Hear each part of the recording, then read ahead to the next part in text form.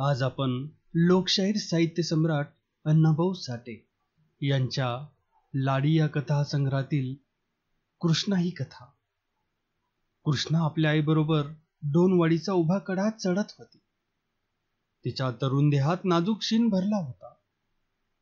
चढणीच्या नेटानं तिला किंचित धाप लागली होती. त्यामुळे तिचे भरदार वृक्षस्थळ मंद झोके घेत होते. तिच्या चिंचोळ्या नाकाच्या बारीक नाकपुड्या लखलखत होत्या. तिचा गोरा रंग लाल झाला होता आणि रानटी वारा तिला छेडीत होता. तिच्या अंगाशी तो झोंबत होता. मध्येच तो तिच्या निर्या ओढीत होता, तर लगेच तिच्या पदराचा फरारा उडवीत होता. आपल्या अंगाशी कोणीतरी झटत आहे असं वाटून ती थांबली. तिनं मागं वळून पाहिलं. खाली सारा प्रदेश हिरवागार दिसत होता. गजबहरलेल्या तळवटातून वारणा नदी दडत लपत दूर निघाली होती. त्या कड्यावरून वारणेचे लांबच्या लांब पसरलेले पात्र तलवारीच्या पात्याप्रमाणे लखलखत होते. कृष्णानं मग भरकन मुरडून आईकडे पाहिलं. ती बरीच दूर गेली होती. निर्या पदर अंगाबरोबर घट्ट धरून तिनं आईला हाक मारली, आई थांब की. त्याचबरोबर वत्सलाबाई थांबली. मग कृष्णाच्या गतीशी आपली गती जुळवून ती चालू लागली. विशालगडाच्या खांद्यावर एक अति उंच कडा आणि त्या कड्याला पाठ लावून डोनवाडी बसली होती. घनदाट झाडीनं त्या गावाला झाकाळून टाकलं होतं. सूर्य मावळतीकडे झुकला होता. त्याची कोवळी किरणं लुसलुसणाऱ्या पानावर खेळत होती. अनेक रंगाच्या पंखांनी नटलेली पाखरं भन्नाट वाऱ्याच्या पाठीवर आरूढ होऊन सुरकुंडीचा खेळ खेळत होती. वारा गुरगुरत झाडांना कोपरखळ्या मारीत होता. वत्सलाबाई कृष्णाला घेऊन आपल्या माहेरला डोनवाडीला निघाली. तिच्या मनाची ओढ एकसारखी वाढत होती. त्याला अनेक कारणं होती. त्यापैकी एक, ती आज 7 वर्षांनी माहेरला निघाली होती. दुसरं, तिचा धाकटा भाऊ पिराजी 20 वर्षाची कैद भोगून नुकताच सुटून आला होता. त्याला कधी एकदा पाहीन असं तिला झालं होतं. आणि तिसरं असं की तिचा थोरला भाऊ गुणाजी तिला आज 7 वर्ष दिसला नव्हता, की तिच्याशी बोलला नव्हता. त्याच्या गळ्यात पडून त्याच्या मनातला राग ती शांत करणार होती. एका क्षुल्लकशा कारणावरून त्या दोघा बहीण भावात आलेला बेबनाव ती आता दूर करणार होती. आणि आरळे या 2 गावात निर्माण झालेलं वैर ती नष्ट करणार होती. आणि आडीचे खाचखळगे दूर करून आपली माहेरची वाट पुन्हा मोकळी करणार होती. जेव्हा कृष्णा 10 वर्षाची होती तेव्हा एकदा गुणाजीनं आपल्या हिराजीसाठी तिला मागणी घातली. त्यावेळी वत्सलाबाईला मोठा आनंद झाला. जुन्या जिव्हाळ्याला नवी पालवी फुटणार या कल्पनेनं ती हर्षली. आणि आपली कृष्णा आपल्या भावाच्या मुलाला हिराजीला देण्यास तयार झाली. परंतु कृष्णाचा वडील आनंदराव घोलप हे हेकट स्वभावाचा माणूस होता. त्याला ते पटलं नाही. त्यानं गुणाजीला नकार दिला. तो म्हणाला, इकडं काय मुलूक ओस पडला नाही. आता आमासनी डोंगरी पाहुणं पुरं. बस त्या दिवसापासून गुणाजीनं निर्धार केला की आजपासून बहीण आपणाला मेली. आपण तिला मेलो. त्या बहिणीचं तोंड पाहायचं नाही. एवढंच नाही तर त्यानं आपल्या मुलालाही कडक टाकीत देऊन ठेवली की आरळ्याच्या हद्दीत पाणी पिऊ नका. मरेपर्यंत कोणीही वत्सलाच्या घरी जाऊ नका. आणि गुणाजीच्या म्हणण्याप्रमाणेच झालं होतं. कोणीही वत्सलाबाईच्या घराकडे फिरकत नव्हते. ती चरफडत होती. पुढे कृष्णा वाढत होती. तिला दूरदूरची मागणी येत होती. त्यातील काही आनंदरावाला पटत नव्हती. काही पटत होती, परंतु ऐनवेळी पंचांग दगा देत होते. तर कधी कृष्णाचा 8वा गुरु आडवा येत होता. कृष्णाचं लग्न लांबणीवर पडलं होतं. आणि त्याच दरम्यान एके दिवशी आनंदराव घोलपानं डोळे झाकले. आपला हेकट एककल्ली स्वभाव घेऊन तो या जगातून निघून गेला. परंतु त्यानं निर्माण करून ठेवलेलं वैराचं किल्मिश गुणाजी चव्हाणाच्या उरात सतत सलत होतं, खुपत होतं. आणि आज वत्सलाबाई त्या जुन्या वैराचा शेवट करण्यासाठी निघाली होती. गुणाजी आता थकला असल, पिराजी कसा असल कोण जाणे. आपली भावजई राधाबाईचे केस पिकले असतील. हिराजीला हे 20वं वर्ष लागलं असल आणि धोंडीबा आता 15 वर्षाचा झाला असल. अशा अनेक विचारांच्या पायऱ्या चढत वत्सलाबाई गुणाजीच्या अंगणात कधी आली तेच तिला समजलं नाही.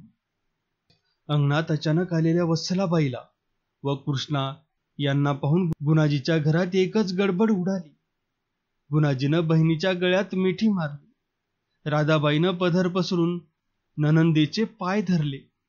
आनंद अश्रूंनी साऱ्यांचे डोळे डबडबले.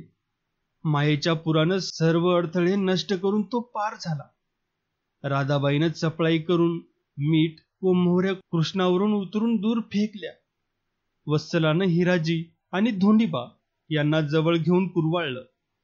राधाबाईनं कृष्णाला पोटाशी धरलं. क्षणभर ती सारी माणसं देहभान विसरली. तुटलेले तंतू पुन्हा जुळले. मग वत्सला, गुणाजी, पिराजी, राधाबाई ही मंडळी सुख दुःखाच्या गोष्टी बोलत बसली. हिराजी व धोंडीबा जवळच बसून ऐकत होते आणि कृष्णा गोंधळली होती. ती हिराजीकडे चोरट्या नजरेनं पाहत होती. तारुण्यानं मुसमुसणाऱ्या हिराजीचा पिळदार देह पाहून ती आश्चर्यानं थक्क झाली होती आणि पूर्वीची लग्नाची गोष्ट आठवून ती मनातल्या मनात लाजून चूर झाली होती. आणि लवकरच लग्न होऊन तो आपला धनी होणार याची जाणीव होऊन तिची सारी गात्र पुलंकित झाली होती. तिला न कळत तिचे डोळे त्याच्याकडे गिरक्या घेत होते, भिरभिरत होते. मग कृष्णानं आपल्या मामाकडं, पिराजीकडं न्याहाळून पाहिलं तेव्हा तो भिंतीला टेकून बसला होता. त्याचा धिप्पाड देह, रुंद गर्दन, टपोरे डोळे, दाट भुवया, चिंचोळं नाक, मजबूत पणकट, तांबड मातीनं पिवळी झालेली टापटीशीर कापडं हे सारं पाहून कृष्णाच्या मनाला त्याच्याविषयी आदरभाव निर्माण झाला. ती जन्मण्यापूर्वीच तो तुरुंगात गेला होता. ती त्याला आता प्रथमच पाहत होती. 20 वर्षाच्या तुरुंगवासानं तो मुळीच दमला नव्हता. चौकटीच्या आत बसून सोफ्यातील बोलणं ऐकत असलेली कृष्णा कुणालाच दिसत नव्हती. पिराजीनं तिला पाहिली नव्हती म्हणून तो तिचाच विचार करीत होता. तोच राधाबाई म्हणाली, कृष्णा, माझी तपकिरीची डब्बी आण बाळ. आणि कृष्णा ती डबी घेऊन सोफ्यात आली. डबी घेऊन राधाबाईनं तिला तिथंच बसवली. तेव्हा पिराजीनं तिला प्रथमच पाहिली आणि एकाच क्षणात त्याच्या नजरेत विद्युत गती संचारली. एखाद्या दुखावलेल्या नागाने एखाद्या माणसाला वेटोळे घालावे तद्वत पिराजीच्या नजरेनं कृष्णाची भरधार छाती, सुंदर चेहरा, पुष्ट मांड्या, बांधेसूद कमर, निरसरशीत पोटऱ्या पाहून लगेच तिच्या हरणीसारख्या पाणीदार डोळ्यात आपली नजर कोंबली. कृष्णाचा सारा देह चौलोकून पुन्हा सरकंती नजर बाजूला झाली आणि कृष्णाला दुपारी कड्यावर अंगाशी झोंबणाऱ्या वाऱ्याची आठवण झाली. मग ती शांतपणे उठून घरात गेली. मग पदराचा शेव पिरगळीत पिराजीच्या नजरेच्या चाळ्यातील अर्थ जुळू लागले. इतक्यात बाहेर बोलता बोलता वत्सलाबाई म्हणाली, वहिनी, आता रुसवा धरून बसू न ग. पहिली तीत धर आणि माझ्या कृष्णाला पदरात घे. हे आईचे शब्द ऐकून कृष्णा पुन्हा लाजली. मंद वाऱ्याच्या धक्क्यानं दिव्याची ज्योत डगमगून पुन्हा स्थिर व्हावी तशी पुन्हा स्थिर झाली. आणि लगेच पिराजीचा आवाज झाला, पण अक्का, मी तिचा मामा आहे हे तरी तिला ठाव आहे का? तसं कसं होईल बरं? वत्सलाबाई म्हणाली, जरी तिचा जन्म तू तुरुंगात असताना झाला असला तरी ती आता लहान नाही. ती सून होऊन जेव्हा तुमच्या घरात नांदल तेव्हा म्हणशील, कृष्णानव ही रत्नाची खाण आहे. कृष्णाच्या हृदयावर पिराजीच्या नजरेनं केलेली जखम वत्सलाबाईच्या शब्दांनी भरून आली. तिला हलके हलके वाटले. पिराजीला बिचकलेलं तिचं मन पुन्हा पूर्ववत सावरले. मग संध्याकाळची जेवण झाली. पुन्हा गप्पा झाल्या. सकाळी सूर्य विशालगडाचा कडा चढून वर येत होता. विशाल वनराजीच्या मस्तकावर पिवळ्या किरणाचा तेजोमय सडा सांडत होता. पानावर बिलगून बसलेली दवबिंदू रत्नाप्रमाणे चमकत होते.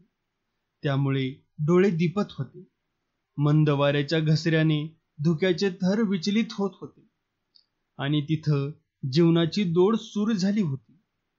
पाखरांनी किलकिलाट आरंभला होता. कपारीत बसून मोर मुक्तीची ललकार देत होता आणि हुडव्यावर बसून कोंबडा त्याला साथ करीत होता. गुणाजी आणि हिराजी शेताकडे जात होते. राधाबाई आणि कृष्णा स्वयंपाकघरात होत्या आणि दारातल्या कळकीच्या बेटाखाली पिराजी व वत्सलाबाई ही दोघं बोलत बसली होती. धाकट्या भावाला थोरली बहीण 4 हिताच्या गोष्टी सांगित होती आणि भाऊ त्या शांतपणे ऐकून घेत होता. तोच पांदीनं सावळा महार आला. तो गावात निघाला होता. त्याला पाहून पिराजी म्हणाला, ए सावळ्या, त्या हसण्या मुसलमानाला म्हणावं म्या बोलवली आत्ता धाडतो. असं म्हणून महार निघून गेला आणि वत्सलाबाई म्हणाली, आता नीट वाग, लगीन कर. थोरला भाऊ कसा संसार करतोय बघ, तसा तू बी कर. आता आधी घर बांधतो, मग लगीन करतो. पिराजी म्हणाले. हो, तेच मी म्हणते, वत्सला म्हणाली. तुझं निम्म वय झालं.